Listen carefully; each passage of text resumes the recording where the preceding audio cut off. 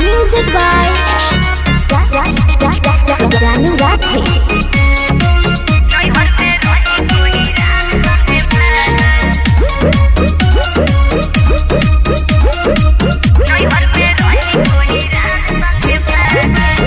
बचपन के कहानी रानी के टच कैलस जवानी रानी विश्वास नहीं के रे छोरी बोला ना कह बचपन के कहानी रानी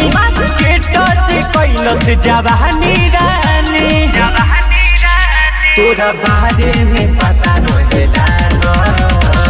काहे कैलो शादी रजो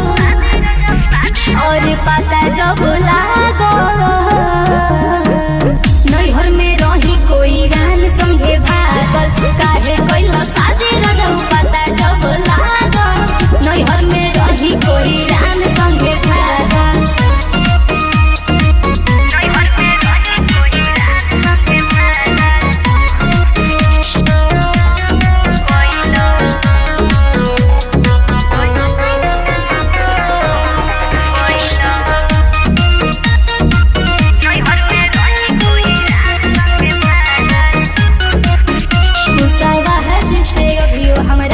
अच्छा छोड़ दे बतरा तेला तो यार बटे हो बुझला देखते बानी ए हो का हो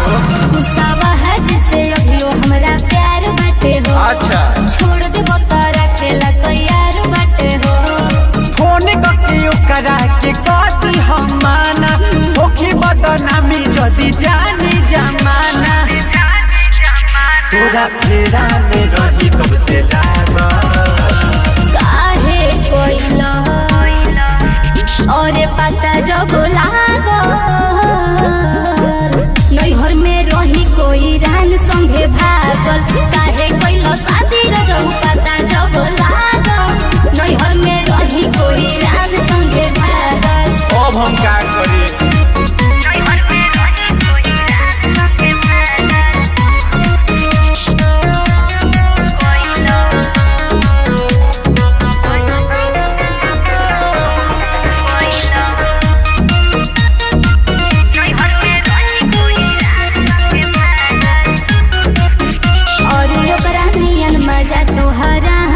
अपना गुस्सावा है जी के कबो न भुलाई सॉरी ये हमसे नहीं हो सकता अब का कहत